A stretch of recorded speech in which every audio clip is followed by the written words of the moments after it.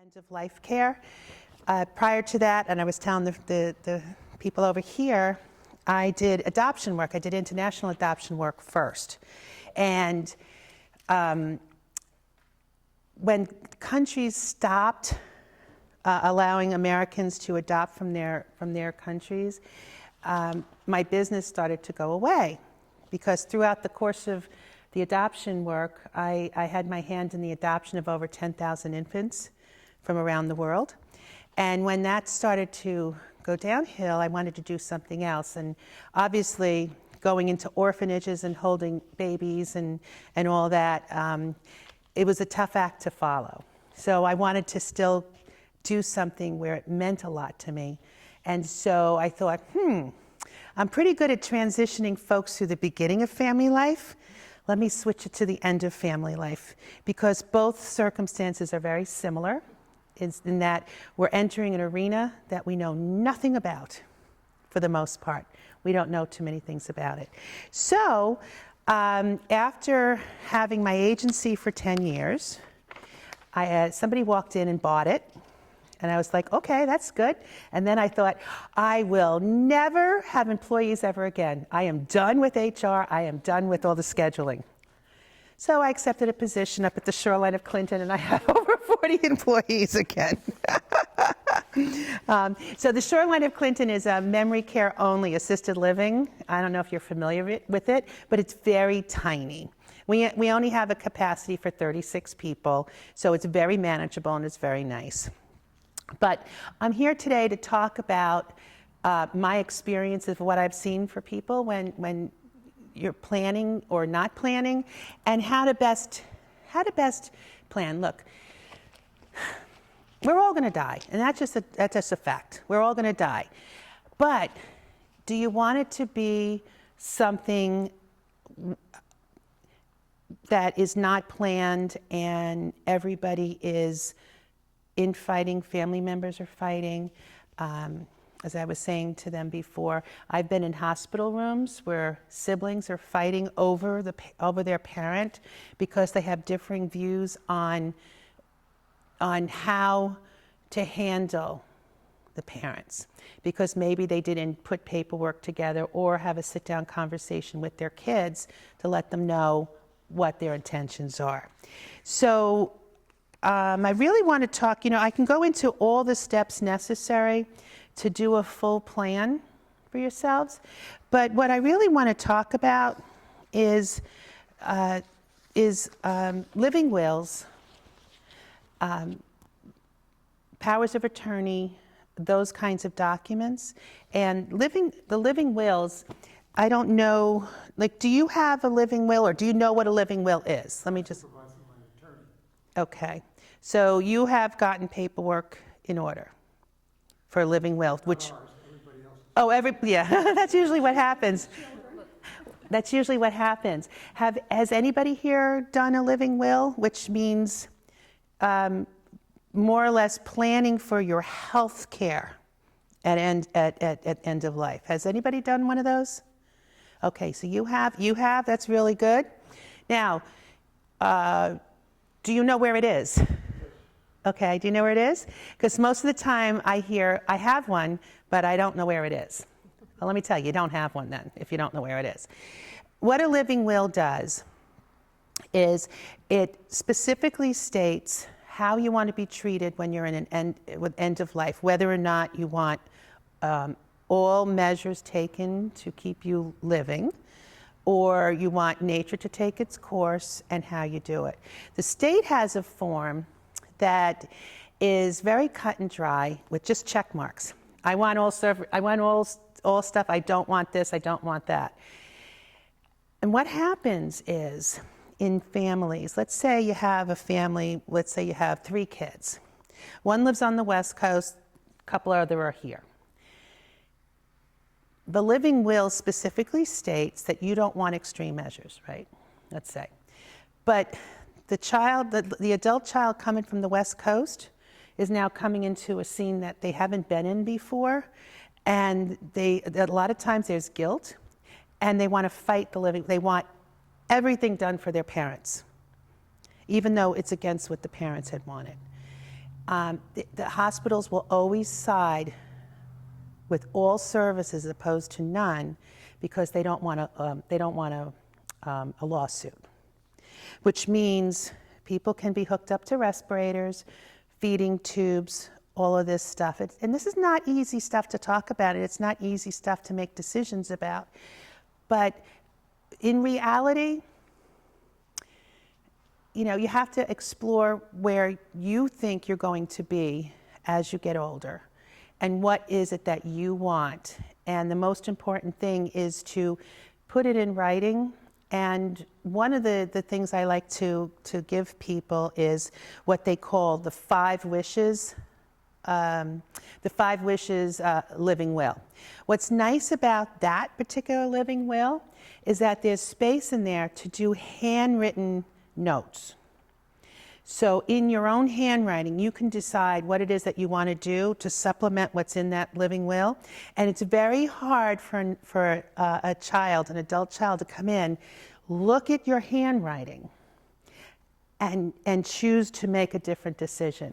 It just reinforces it. You know, you're familiar with your parents' handwritings and all. So I like to use that one to make it so that nobody can override your wishes. A power of attorney is a durable power of attorney for healthcare. Is you're giving somebody the right to make healthcare decisions for you when you're no longer able to do so. So let's say someone has dementia and they no longer can tell people what they want done. So you will have given permission for your spouse or your child or somebody to make sure that they follow your living will. Okay, you following me with this? Okay. The most important part of having a living will and having it executed and you know where it is taking it out and sitting with your family and discussing it with them in advance so they know what your wishes are, so that you can avoid this fighting. I have been in situations where their kids are really going at it and they end up not speaking to each other for the rest of their lives. And I don't think any parent would want to see that happening to their kids. So advanced care planning is probably one of the most biggest things that you can do, but it's also the nicest gift you'll ever give your kids because they don't have to make the decisions about you. You've already made them and they're just executing them, okay?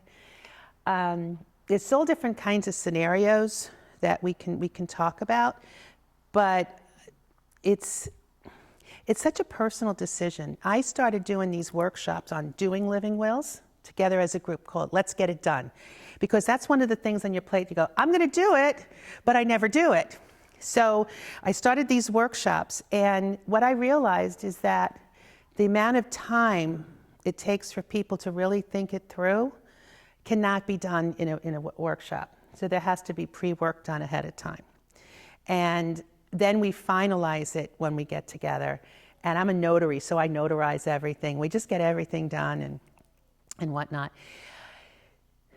The beautiful thing is that this planning keeps people in families intact.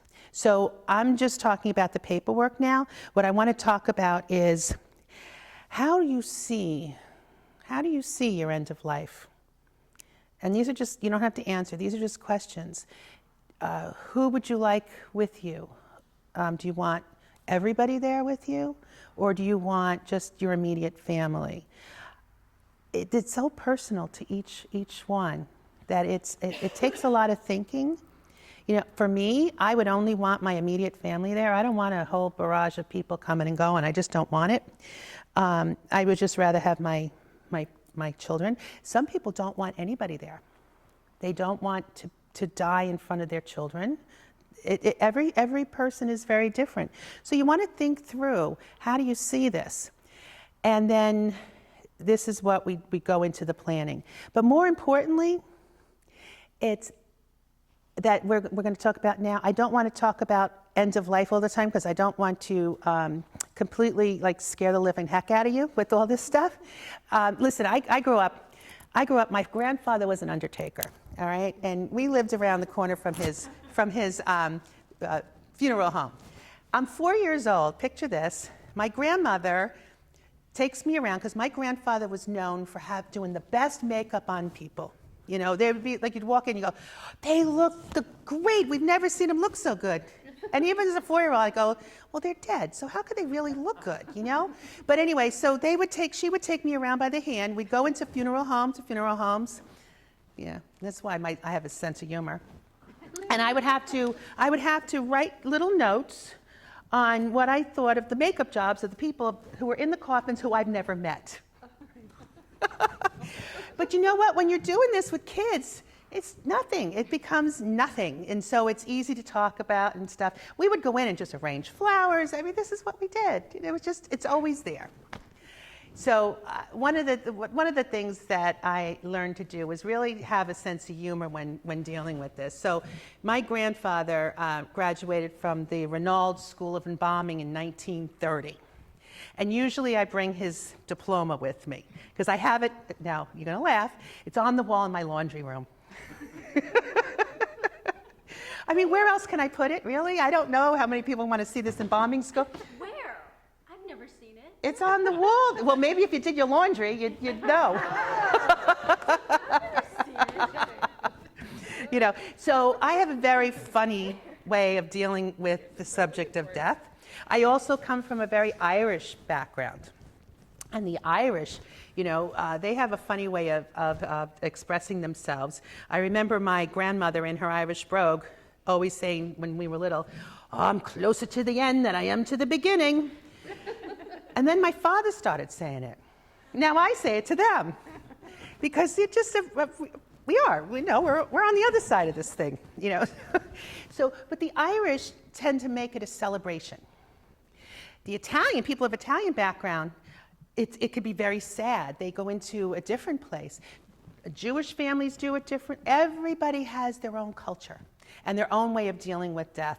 I'm telling you, in my family, as soon as you heard somebody die, they're ordering kegs of beer, and they got the caterer going and going, yay, we're going to see everybody.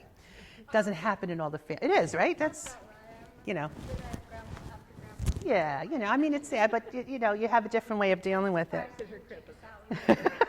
Excuse me? I'm surprised they didn't ask us to leave it with a friend. Yeah.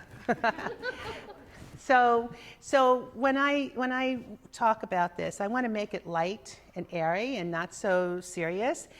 But the one thing that really gets overlooked when we talk about planning is how you're going to manage when you need care. And there are a lot of options out there. There's people who will never want to leave their homes. They want to stay home.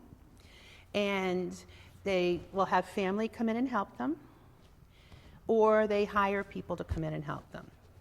There are others who want to go to a retirement community or assisted living so that they have services done for them so they don't have to do it for themselves. And then there are people who, you know, don't get help. And they suffer a lot. The people who, see, here in our country, if you have nothing, you will get care. If you have a lot, you will get care. But for the rest of us, this is the problem, because Medicare doesn't cover any of these kinds of things like what they call ADLs, activities of daily living, cooking, cleaning, bathing, things that you have to do on a daily basis in order to function as an adult. And people start to lose hearing, they start to lose sight, they lose their ability to taste things, so they don't want to eat. They have to be encouraged. A lot of people, if they're having difficulty getting up and down from a chair, they will not drink liquids because they don't have to get up to go to the bathroom. And then that results in urinary tract infections, UTI, and then they're on antibiotics. So there's a lot of different things that go into taking care of yourselves as you get older. And the dividing line between getting older and being elderly is 85 years old. That's what the industry standard is. So you go to 85, but then at 85, for a lot of people, that could be the start of different things that are happening. And one of the biggest things that really really would change somebody's life is a fall.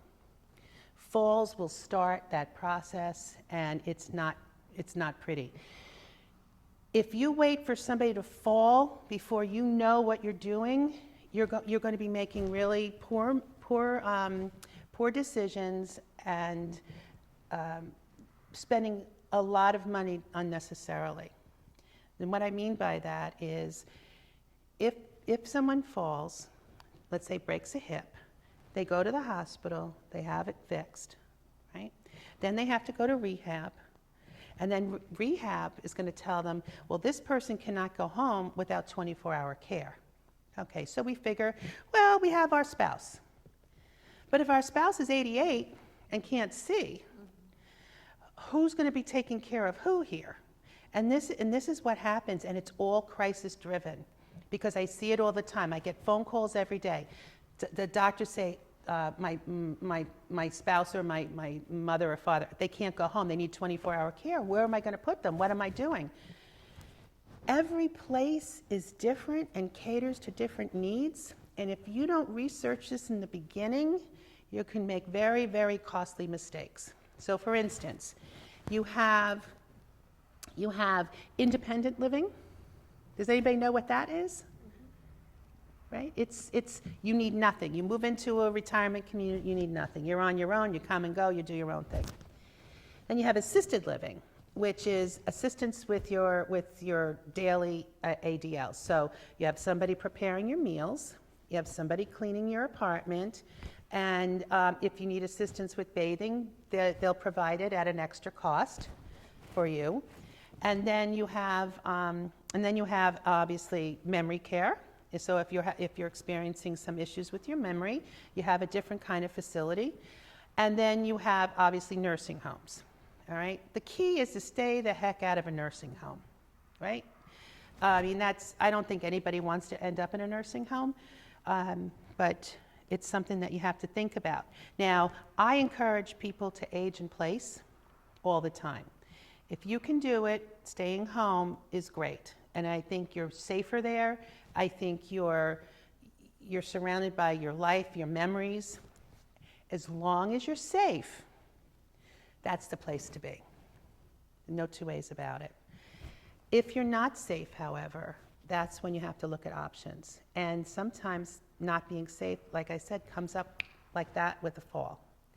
All right, so what I recommend is taking the time to just visit some places, check out some home care agencies, find out what the costs are so you're prepared. An aide from a home care agency now is between $25 and $30 an hour to come in to help you. If you need live-in care, it's going to cost you $300 a day to have somebody come to your home and live there to take care of you. If you go to assisted living, it varies tremendously. From if you go to independent living, it's probably about $2,500 a month per person. Okay. If you have memory care, like in my place, that we just only do memory care, so we're working with a level of people with very high, they need a lot of care. And so rather than have different levels of care and paying for it, we've decided to have it just an all-inclusive option so families can plan. So we run between $6,900 and $7,400 a month per person if they're in separate rooms. If they're in the same room, it's a different story. Now, what do you get for that kind of care? Well, you get complete med management, all your meals, everything, doctors coming in. It's a highly managed type of care and memory care to really take the stress off of usually one of the spouses because they can't manage the symptoms anymore. But this is reality. These are the costs that are involved. And so how do you afford stuff like that? Because quite frankly, unless you've saved $1 million or $500,000, how do you afford all this? So some of it has to do with if you own a home and being able to either sell that for equity or not. That doesn't work when you have one spouse that wants to stay home and another spouse has to go someplace else. For our veterans, there are certain things that they can get called aid and attendance pension, up to about $2,200 a month. And that gets applied right to any care that you have, whether it's in your home or out of your home, in a facility. So knowing what the costs are, you realize that you really have to plan this so you know what you're doing in the event something should happen. It's not easy, but it's better when you research it a little bit so that you're fully prepared for when something, if something or when something happens. I've seen too many people, their families are torn apart because they haven't discussed anything with them, and they need to have decisions being made. And let's say one child is the executor of their will, but doesn't mean that they have the rights to the health care piece of their parents, to make some decisions. Obviously, you defer to your spouse when it comes to that, but if the spouse isn't here any longer, then you have to have somebody else make those decisions. So you want to be really, really clear with your family of what you want. It's your life, quite frankly, it's your death. And it's the process that we go through. Eventually, we are all terminal. We are all going to die. We don't want to think about it, but quite frankly, I haven't met one person yet that's gotten away from it. So it just happens. You ain't getting out of here alive. No, you're just not getting out of here alive. And I want to see it where it's orderly, it's planned. Now, I'll give you a scenario. My brother-in-law had gone into heart failure, and he had lost his wife to cancer the year before.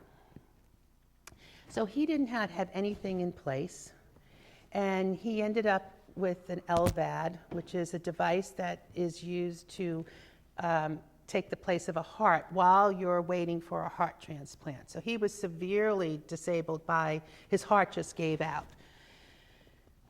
His other sister-in-law was his medical power of attorney.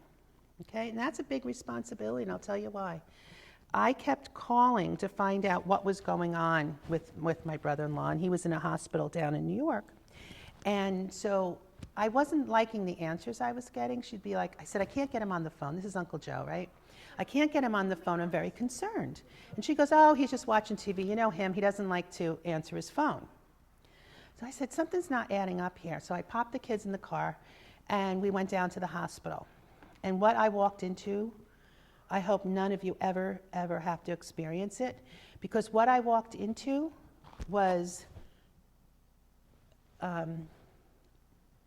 it's something that changed my life so that I do this now. He had an LVAD, but he had had a stroke a couple of weeks before, which we weren't told about. He was on the LVAD, so that meant he was on life support, having his heart beat. He was on a respirator so he could breathe. He was on a feeding tube to get nutrition.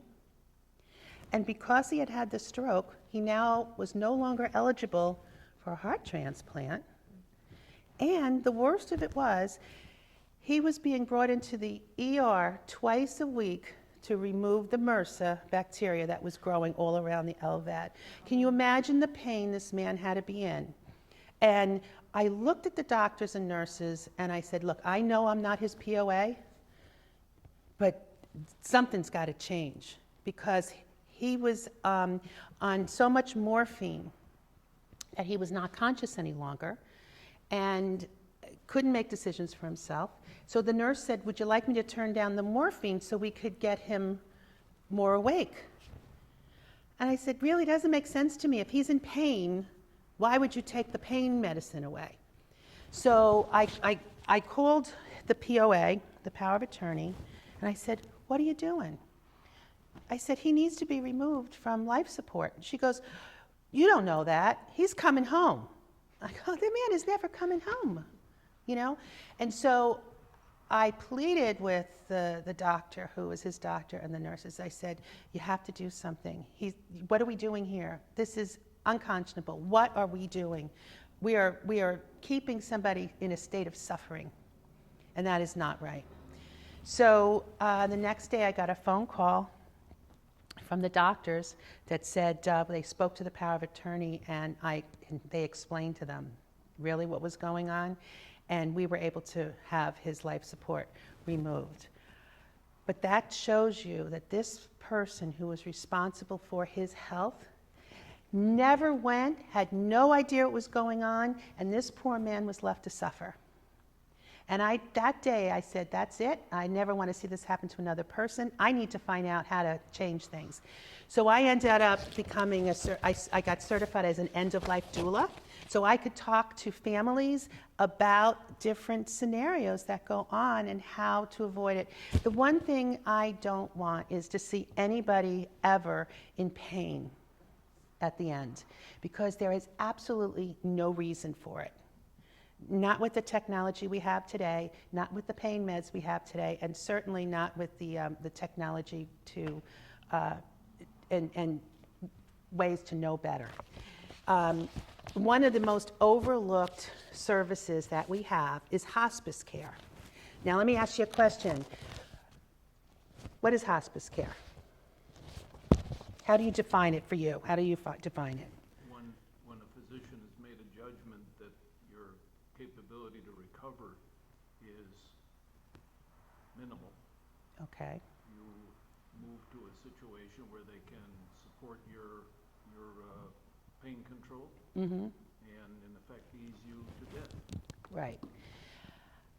Does everybody think the same way? Yes. Pretty much? Do you guys think the same way? Okay, did you know that if you have a diagnosis of Alzheimer's, you're entitled to hospice care? And hospice care is comfort care.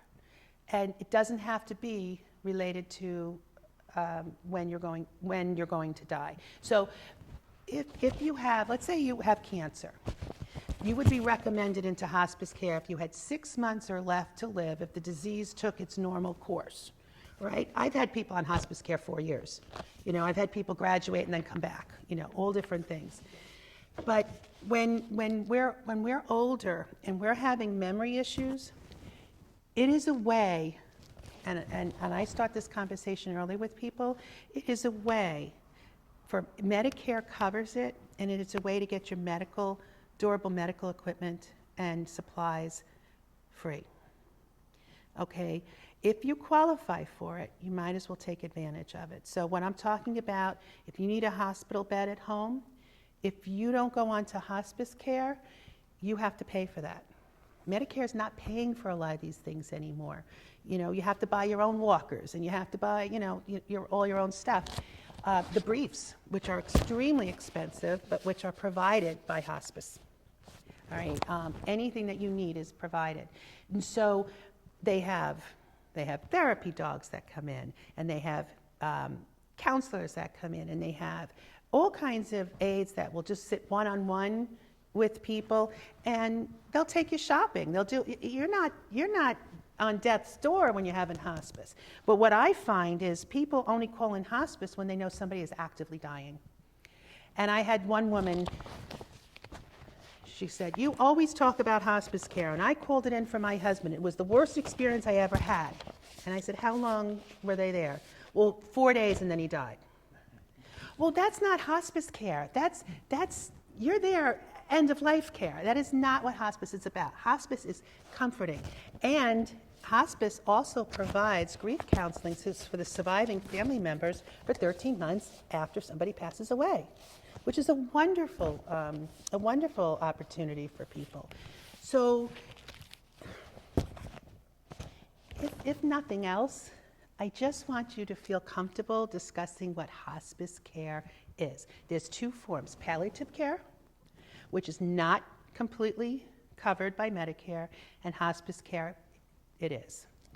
So many physicians, I'll tell you what happened. I had this client of mine who really was not doing well. She was really struggling to breathe. And I brought her over to the ER, and I asked the physician, I said, would you please write an order for hospice care for her? She lives alone, she has some aides coming in, but this would be another level of care to support her. He looked me straight in the face and he said, death is not imminent. And I said, she's 101. Really? How much longer do you think somebody's going to keep going like this? You know? And they don't know. The doctors don't know.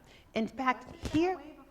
Was hospice, did it originate a certain way and then evolve to this other that is more Yes. extensive? 'Cause Yes. I think that's maybe the old school was that it was the last, 4 to Well, 5 that's what years. people think. And I think what happens is here, particularly around the shoreline here, because Branford Hospice is here, one of the differences is that is not a hospice house. That is a hospital. And is licensed as a hospital. And they're able to provide way more than what hospice houses are able to provide. But whatever they provide there, they can provide in your home. So you really don't ever have to go there as long as you have care at home. And the hospice care is strictly limited to only a couple hours a day. So even if you're over at Branford Hospice, you're still only getting care a couple hours a day. That's the Medicare benefit of it. They're a great organization.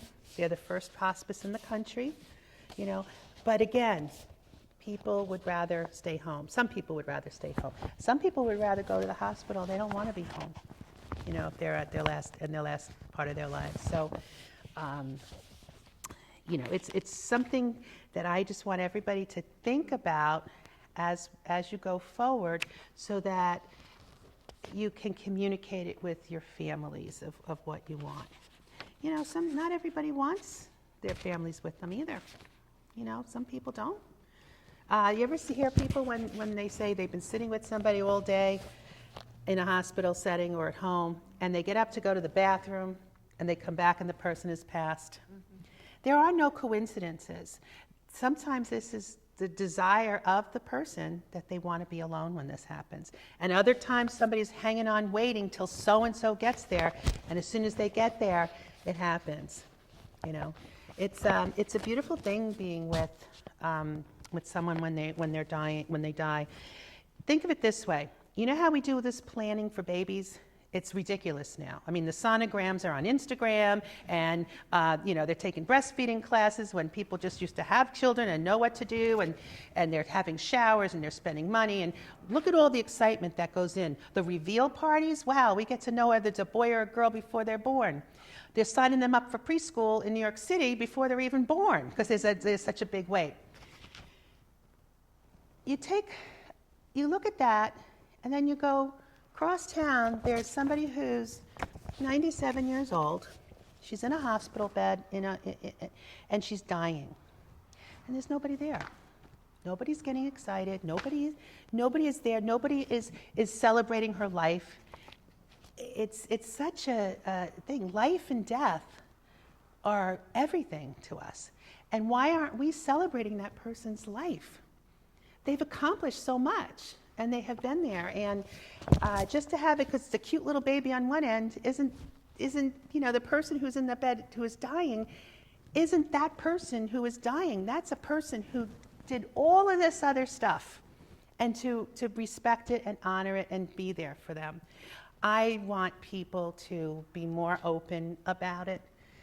It's probably going to take generations, because we just have it in us about just doing that. So is there anything you'd like to specifically talk about? Because I don't know where each one of you are and what scenarios you have, but I can pretty much tell you almost everything. Yeah. I have a question. Sure. I want to be cremated, and I really don't want to involve a funeral home. So if I prepay for a cremation, will they come right to the hospital to take my body? Well, I believe in this state you have to go through a funeral director Okay. in order to do that, but you can go through them and all they do is provide, they will come and get you. And they will do the cremation, and then you pick, all the family has to do is pick out an urn, and then they will do that. Be forewarned, pick out the urns earlier on so that people aren't fighting over them. But also know, I was shocked. There is such a backlog in the state for cremations right now that sometimes you're waiting 2 and 3 weeks to get somebody back. Isn't that wild? Because the cremations have gone up so much. Now, it doesn't matter what funeral home you go through, they all use the same crematory. Okay. Okay? Where do they keep you in the meantime? Hmm? Where do they keep you in the meantime? Well, it's with the funeral home. In their, On ice. Yeah. in their fridge? Okay, yeah, that's what I wanted to know. What's that? That's what I I wanted think to know. it is right. I'm confirming the funeral, you have to go to the funeral. You do. You really do in this state.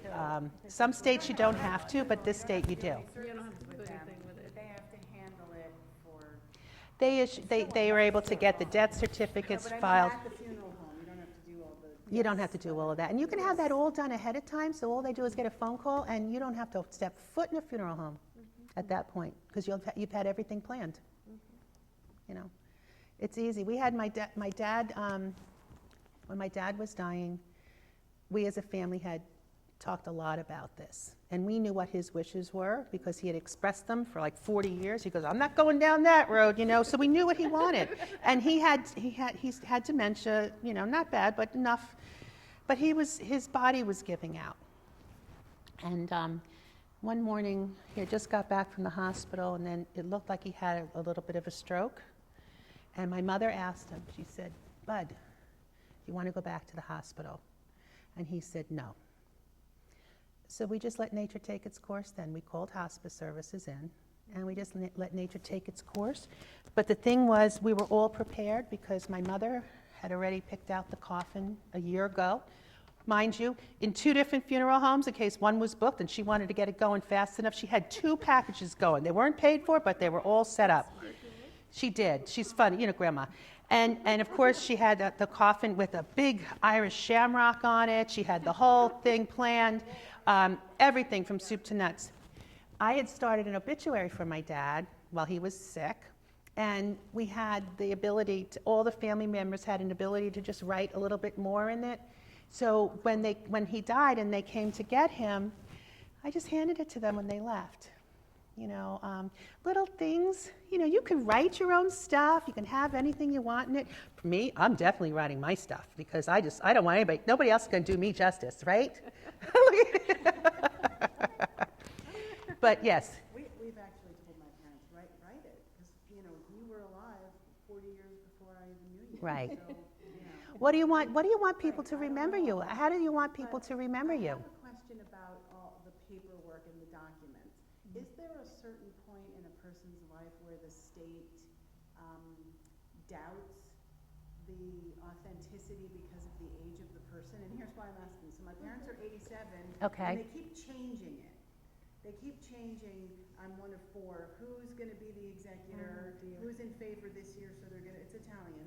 So that's, Yeah, and you so know, that hard. causes hard feelings in families, yeah. No, it's not that part. What I'm worried about is, like, if my parents change it again when they're 90, that a court might say they were 90, they were not. Well, Is there like a certain point where they're like, Yeah. you had 5 of these now, and I think the last 3 were not. okay, Valid so or something. they're going to an attorney? Yes. Okay.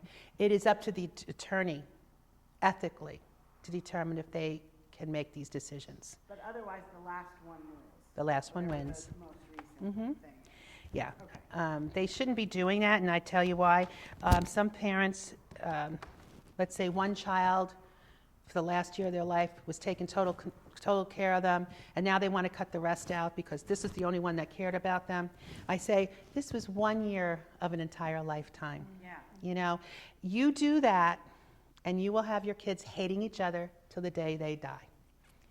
Think about what you want for your kids in reality. You want them to be, you know, at peace with everything. And so that's the communication end of things. But yeah, the will is the last thing.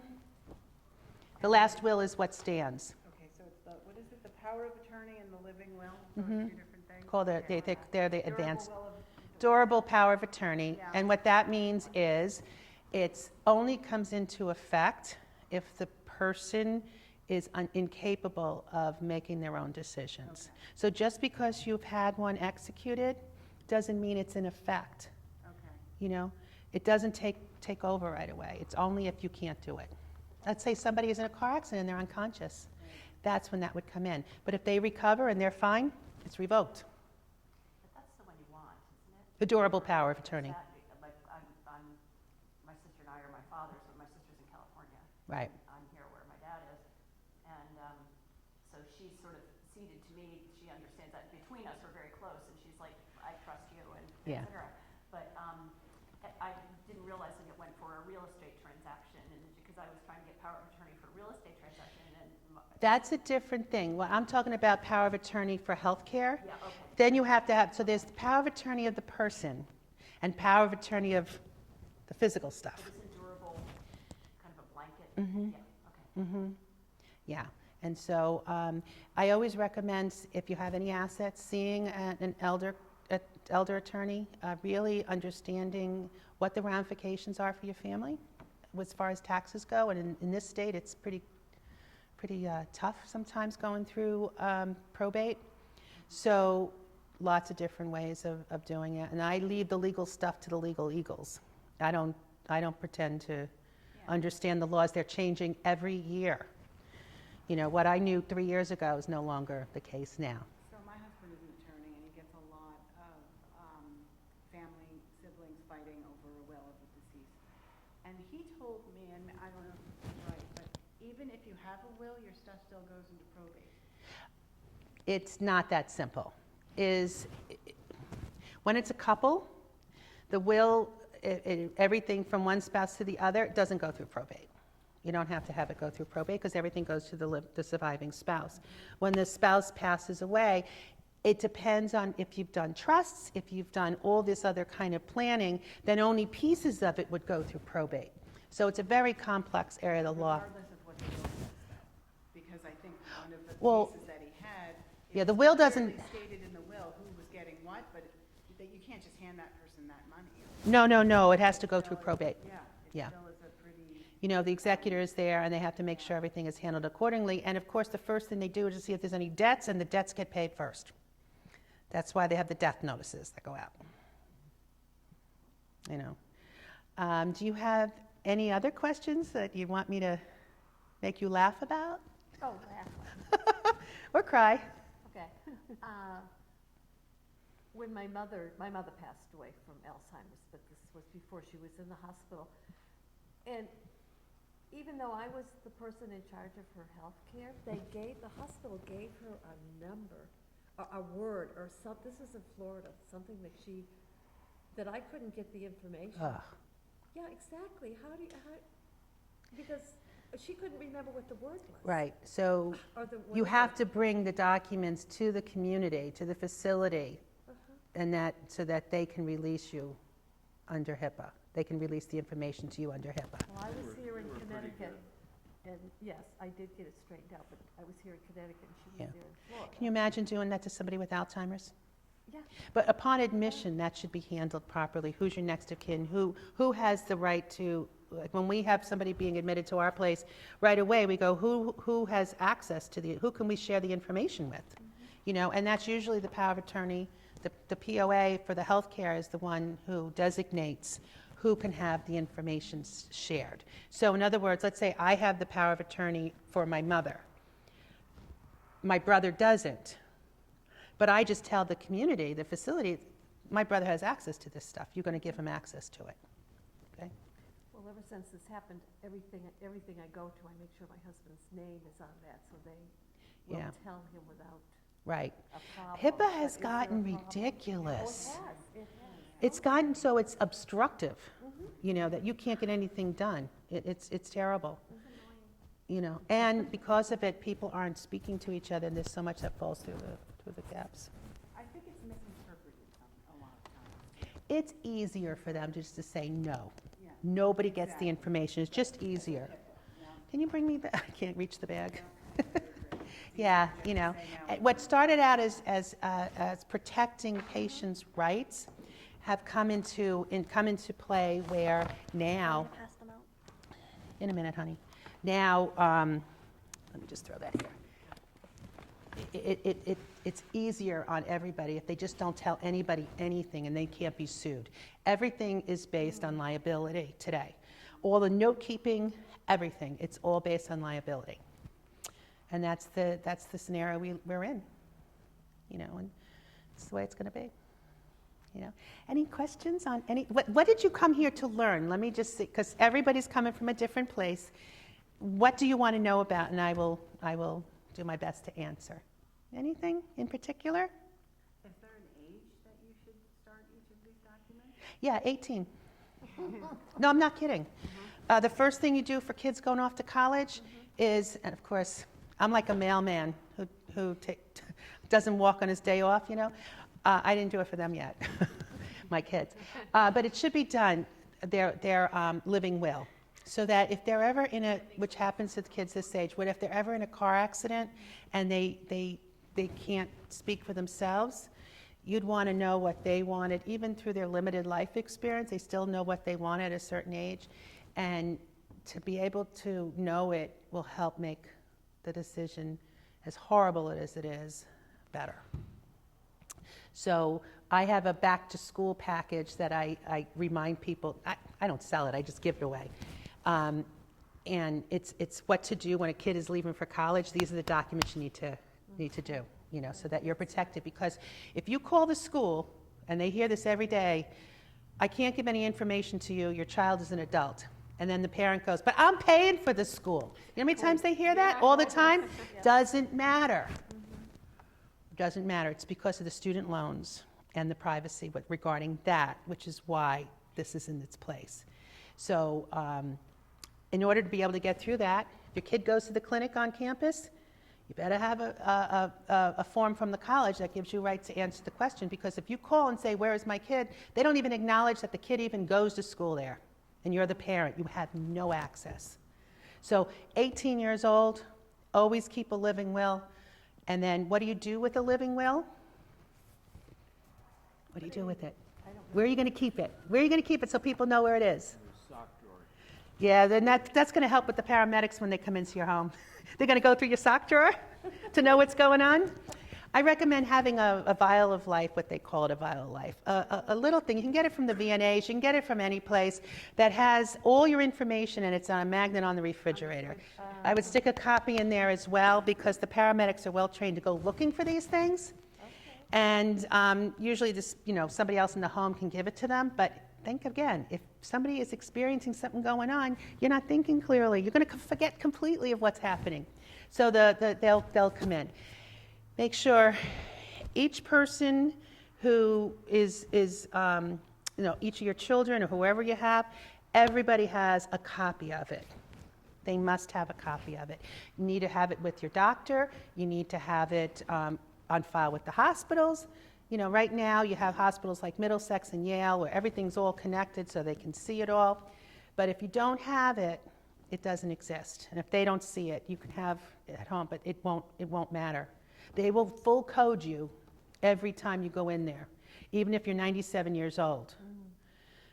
You know what CPR does to a 97-year-old person? Breaks their ribs. Not only that, puts them in excruciating pain, and they will only survive till the next day, and then they'll die. Some people have a DNR. Mm-hmm. They wear a Yes. bracelet. Yeah, my mother goes to me a couple weeks ago, she goes, do I need a DNR? I go, are you dying? You didn't tell me something? I mean, why would you want a DNR now? You're healthy.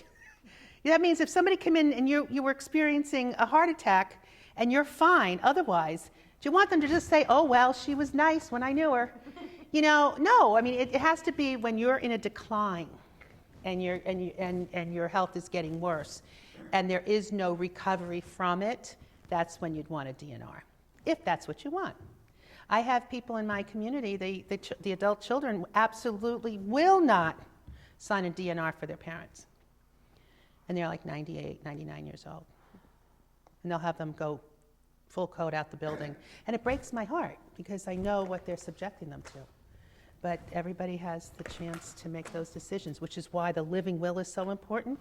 What did your mother want? What did your father want? You know, those kinds of things. Something to think about.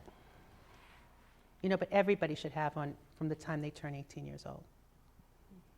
Can you comment on something you alluded to subtly earlier What's that? about Branford Hospice? Okay. You, in a sense, you're describing to us that they have morphed or evolved into a more than just hospice. Hospice, well, if you look at Branford, see, we're spoiled here because we have Branford Hospice, and people think of hospice as that big building on the gorgeous shoreline of the Sound. Yep. All right? And they think any hospice house or any hospice is that. It's a building. Hospice is a way of taking care of somebody. It's not the building. Connecticut Hospice is licensed in the state of Connecticut as a hospital. So it's a little different. It's a hospital catering to end of life. You're not going to see that anywhere in the country. They're very unique in that aspect. And hospitals have, within their own institutions, hospice units. They have hospice rooms, yeah, they do. They do. And which is perfectly fine to utilize that. But every hospice agency is different, and it's really prudent to call and find out what services they provide and how happy people are. I had one hospice agency that was coming into my building, and I fired them. I wouldn't let them back in my building because the way they handled things was awful. You know, they're not all equal. Mm-hmm. So best thing is word of mouth. Ask people what they think, what they know. Connecticut Hospice has home care hospice too. They have a big home care process too. So, and they're the first ones. They were the groundbreakers here. You know, but it has changed a lot. In the beginning, hospice was more centered on that individual care of somebody who is actively dying. Now it's much broader. So you can get your therapy dogs, and you can get your ministers, and you can get all the stuff with it, but you get less of it, less time. Like if you get an aide, you might get an aide 1 hour twice a week until somebody is in the active dying state. So most hospice care is done by the family at home with the guidance of the hospice nurse. That's usually what happens. People think if they call in hospice, hospice is there 24 hours taking care of somebody, and that's not the case. It's just a level of care is what it is. But, and there should be never a time that anybody is in pain when they're dying, never. It's so manageable. It's just so easy to manage that when I hear of somebody suffering like that, it's not, you don't have to, never, never, never. Any other questions? Not really? Thank you so much. Well, I just want to say I have this thing here. I don't even know what time it is. I can just keep It's talking. about 7:30. Oh, okay. What I did was, and this is from a funeral home, but, and I'm not promoting them by any means. They just did this well. They did this really well. I had done one, but I didn't have the money to make it look as beautiful as this, so I stole theirs. And what this is a personal planning guide that'll take you through the entire process of planning your life for the end of your life. Yeah, so I thought you'd get a kick out of it. You don't have to, you don't. Kick? Yeah, get a kick out of it. Well, you'll be surprised. Well, you'll be surprised at how many things that you don't think about that are in here that'll prompt you, like passwords. Oh, yeah. Like I said to my mother, what's the password on your phone? Because if you can't tell me, I can't get in that phone. The FBI won't let me in it. You know, they won't, right? So my mother goes, well, I don't know what it is. And I go, well, what do you punch in every time you use your phone? Oh, I don't punch anything in. I said, then you don't have a password. You know, so, but there's a lot of things in there to just put together. You know your own lives, but your families don't. You know, if somebody tried to untangle my life between all my websites and all my passwords and all my online banking, it's a nightmare. I have to sit down and get this all together. We all could do it, right? Yeah, we all need to do it. It's important. It's important. Listen, you don't want to leave the other part, you know, your spouse without knowing what's going on, or, you know, it's a pain in the neck to do it. Listen, You know what? You just got to hide the money. No, I'm only kidding. Not under the mattress. All right, well, if you have any questions, you know, I have some business cards up there. It's just where I work, but I also have some flyers up there that are for some programs we have.